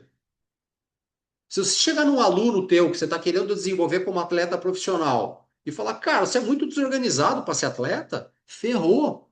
Ferrou. O que que você tem que fazer? Para dizer a mesma coisa, eu vou aqui embaixo, ó. Qual que foi o fato observável? Vou imaginar assim, cara, eu tô vendo que a tua organização com as tuas coisas, tua mesa de trabalho, tua mochila aqui, tá sempre uma confusão. Qual que é o impacto que isso gerou? O impacto que isso gerou é que as outras pessoas estão fazendo com que você pareça uma pessoa que não deve ser seguida, por exemplo. E qual é a resposta concreta que você espera? Você espera que ele entenda que aquela mesa lá gerou impacto nele de falta de autoridade, e a resposta é você ter mais organização. É muito diferente de eu dizer você é muito desorganizado. Eu mostro o fato para ele e a consequência do fato. E aí, cara, como é que resolve isso agora? Tá? Olha outra frase ruim aqui, ó. Você não sabe lidar com pressão. Pô, você não sabe lidar com pressão, cara.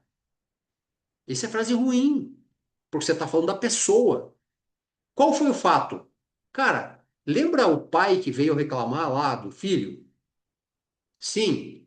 O que gerou foi o seguinte: deu desequilíbrio aqui na galera do jeito que você conduziu lá, deu um desequilíbrio lá e acabou dando ruim no conceito que o pai tem sobre a federação. Qual que é a resposta? Cara, você precisa estudar um pouco mais a regra, porque a regra te ajudaria a tomar uma decisão diferente. Então, ela percebeu que ela não sabe agir sob pressão. Então, vamos estudar isso, cara.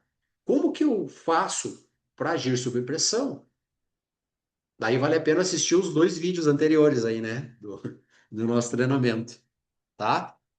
Então, mostra o fato, mostra o impacto e dá a resposta. Tudo bem?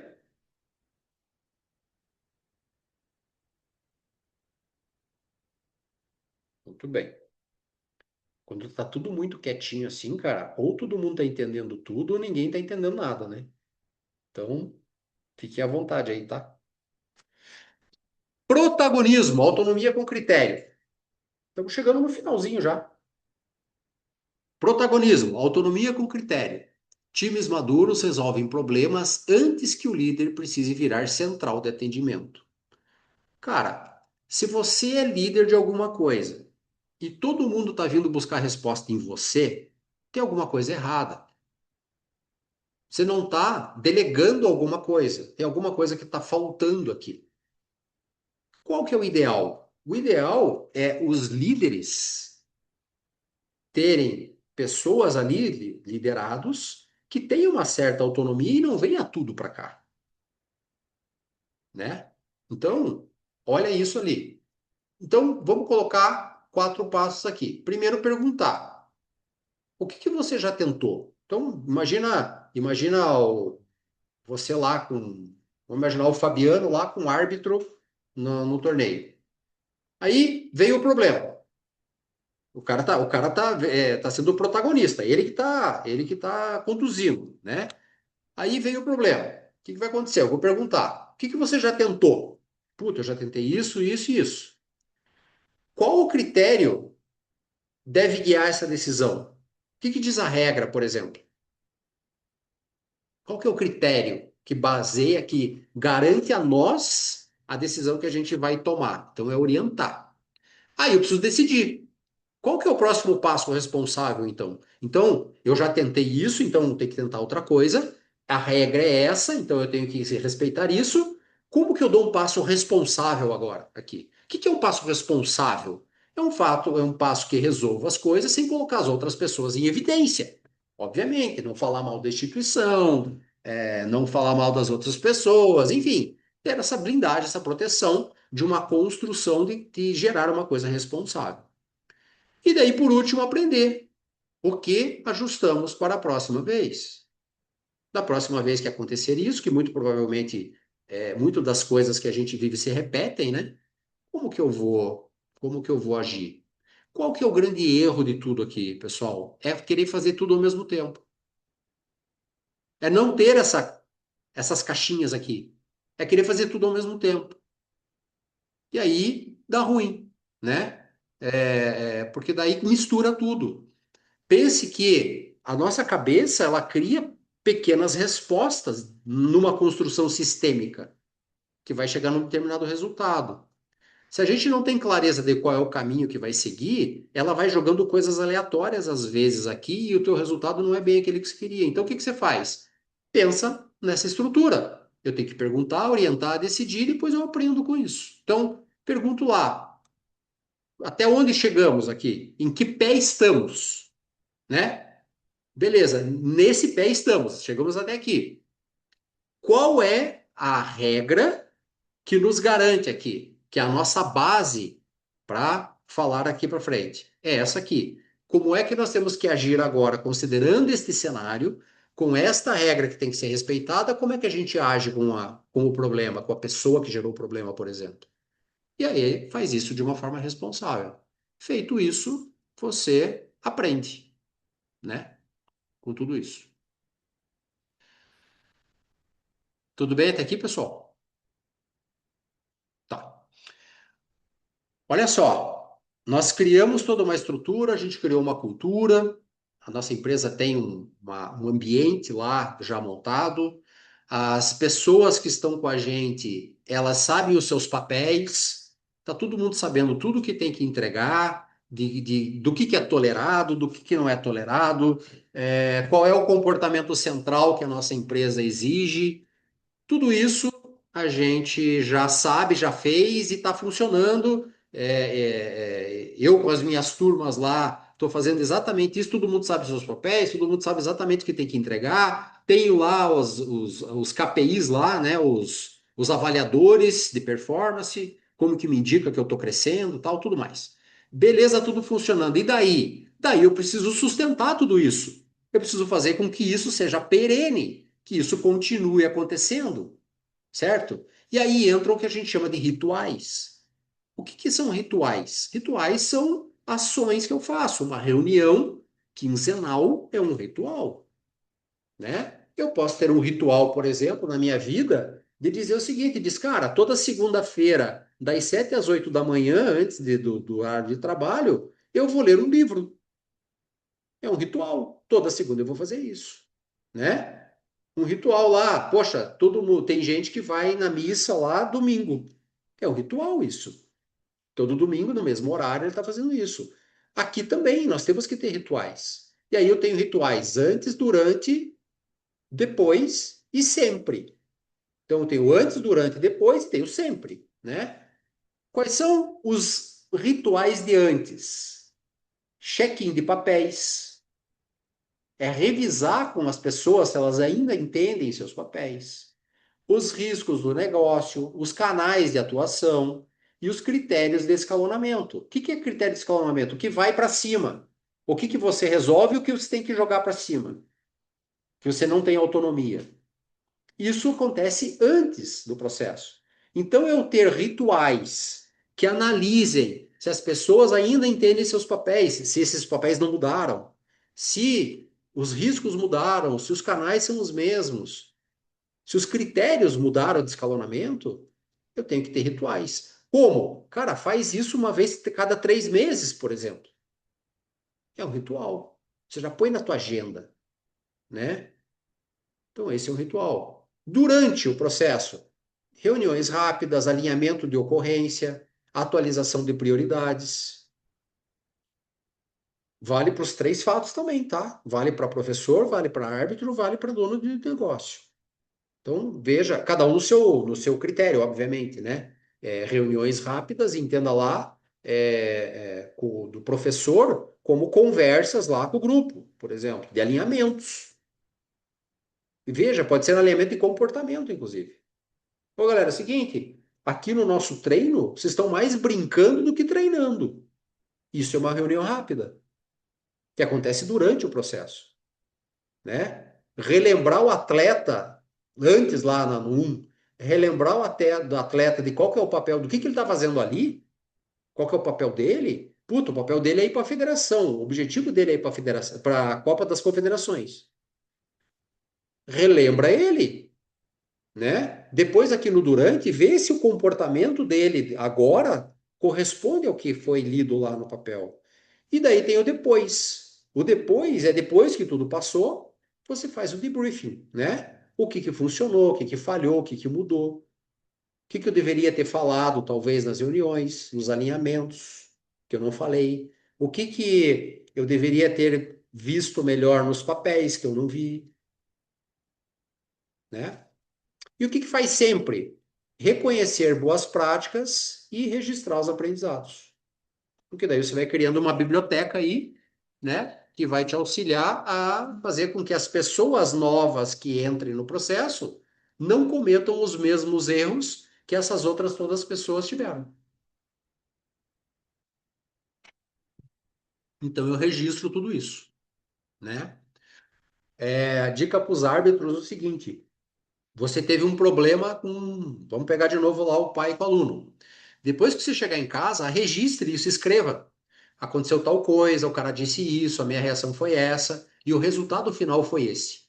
Escreva isso, deixe guardado no teu caderninho lá. Na próxima vez que vai acontecer de novo, você vai pegar e vai escrever de novo. E aí você começa a comparar as coisas. Você vai ver exatamente aonde que você tem que virar a chave. Percebe? Você mesmo vai fazendo uma autoconstrução, porque vai acumulando conhecimento, né? É simples assim. Desenhe um mini modelo de gestão. Esse aqui, pessoal, eu ia fazer em turma com vocês aqui, né? Mas eu vou deixar para vocês depois executarem também. Ó, desenhe um mini modelo de gestão. O que que eu gostaria que vocês fizessem? A gente poderia fazer aqui em. Fabiano, será que dá para a gente fazer isso aqui em 5 minutinhos? Para a galera aí? Tá. Então, o que que vocês Dá fazem sim. aqui, ó? Dá, né? Então, vou fazer assim, ó. Pensem aí, hoje, qual risco merece atenção? Qual que é a principal dor que você tem que merece uma atenção? É claro que talvez se pense em 5 coisas, 10 coisas. Pense em uma. A principal coisa para você que gera risco para você, seja emocional, seja no teu negócio e tudo mais. Faz rapidinho ali que a gente já vai para o próximo.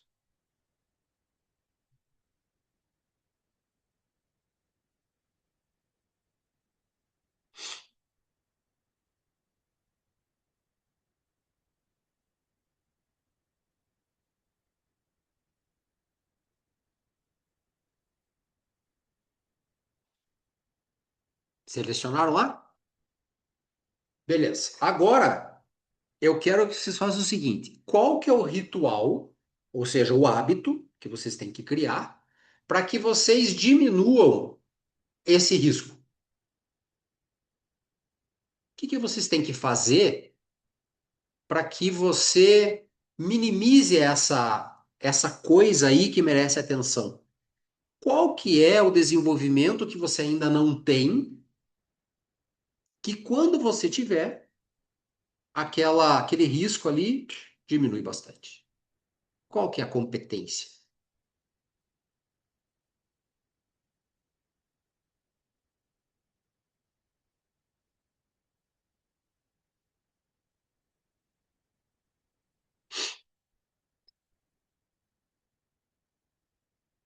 Enquanto isso, eu vou lendo o chat lá.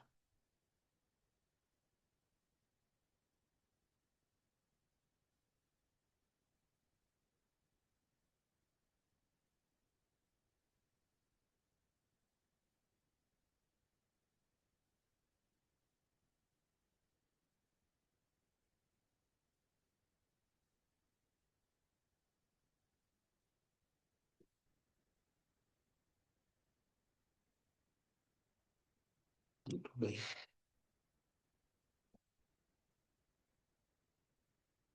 Tá. Então, colocar o ritual, né?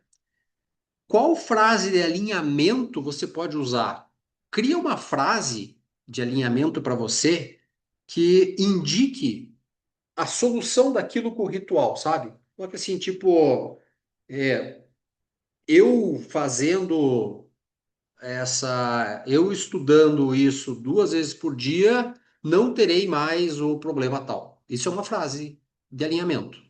Então cria uma frase para você que diga para você em uma frase que tudo aquilo ali em cima vai ser resolvido, vai tá alinhado, né?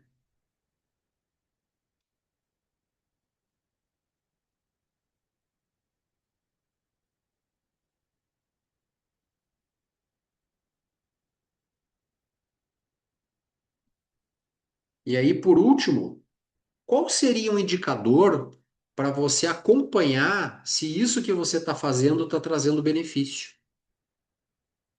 Qual seria um indicador? Aí você pode falar assim, nossa, mas o que eu estou usando é emocional, é uma coisa que eu sinto, por exemplo.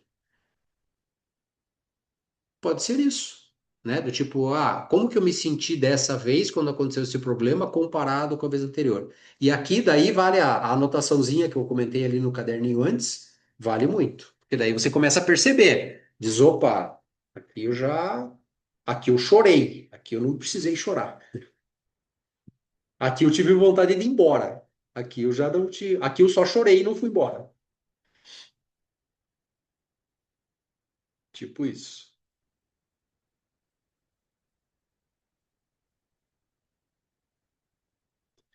Pô, e aí, para finalizar essa página aqui, alguém podia dizer para mim como é que foi, né?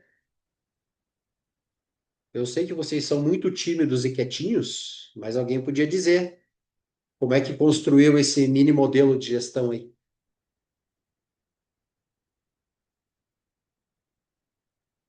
Eu prometo que ninguém vai xingar e ninguém vai rir, tá?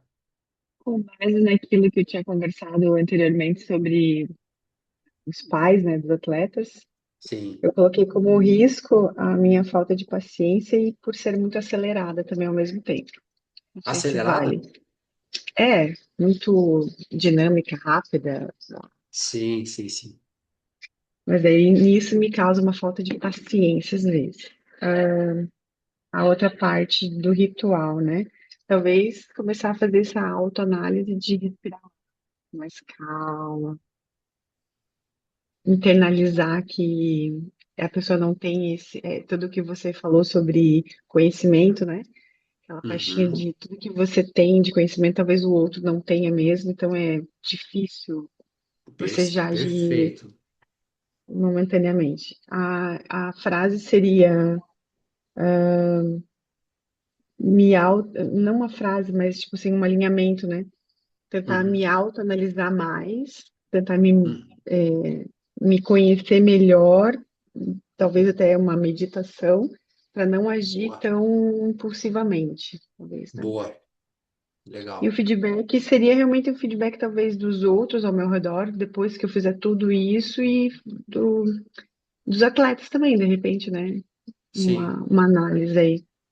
Legal, Selena. E assim, ó, até te dando uma dica com relação a esse tipo de problema especificamente, tem um caminho que você pode, talvez, seguir que vai te dar um pouco mais de conforto, comparando com a forma com que você tem hoje desse negócio de te gerar uma impaciência, falta de paciência, com esse acelerado ao mesmo tempo, tá?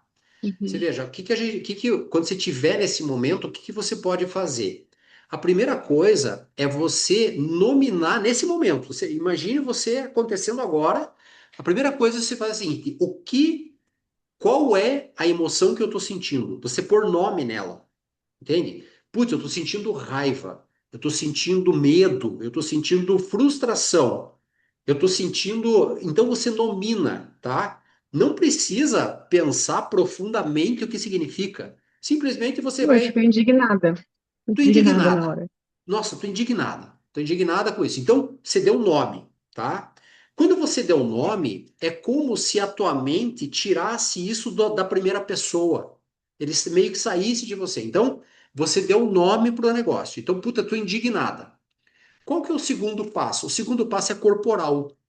É você usar a técnica da respiração para fazer com que o teu sistema pare de jogar cortisol no teu corpo. E como que você faz isso? Quando você está indignada, você vai perceber que a tua respiração fica curtinha. Você vai ficar com a respiração mais curta. Essa respiração mais curta, ela passa para a mente de forma física a certeza de que você está indignada.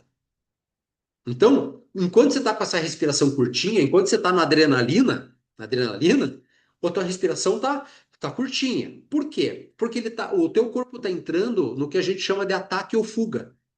Entende? Você tá para atacar ou para fugir. É naquela situação ancestral da gente, primitiva. Então a respiração está curtinha. O que que você faz? Você muda o sistema de respiração. Por isso que fala em respira fundo, né? Os nossos avós falavam, para e respira, né? A minha avó falava isso para mim, não sei, nunca estudou neurociência e lá atrás falava isso para mim. Marcelo, para e respira um pouco. Tá muito nervosinho. Então, quando você faz isso, você mudou o sistema fisiológico. O corpo vai fazer a seguinte pergunta: peraí, se ela está indignada e está respirando profundamente, não faz sentido. Então, vamos diminuir a indignação. É isso que acontece internamente, entende?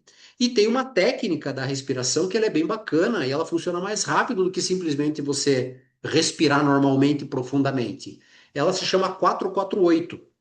Você puxa o ar durante 4 tempos, pode ser 4 segundos, ou você conta 1, 2, 3, 4. Então você puxa pelo nariz, enche 4 tempos, tá? De preferência, se você encher mais na barriga do que no peito, é melhor, porque tem um diafragma aqui no meio, né? A gente chama de respiração diafragmática. Então você puxa, enche aqui na barriga, daí se mantém o oxigênio lá dentro por mais 4 tempos. E quando você for soltar, você solta em 8 tempos pela boca. Então você vai até o finalzinho. Quando você faz isso, você passou essa dúvida para o teu sistema, dizendo, opa, peraí, essa respiração não condiz com o que ela está sentindo. Então, como a respiração corporal é muito forte, o que você está sentindo é que muda, entende? Porque corpo e mente formam um sistema único. Ele vai formar um sistema único. Quando você engana o corpo desse jeito, a mente tende a vir com ela, sabe? Então, aconteceu o negócio, nomina. O que que eu estou sentindo? Segundo, respira. Com essa situação, você já vai sentir que a tua forma de pensar já mudou, tá? E o que que eu digo pro pessoal, Selena? E isso vale para, eu falo sempre para os atletas, né?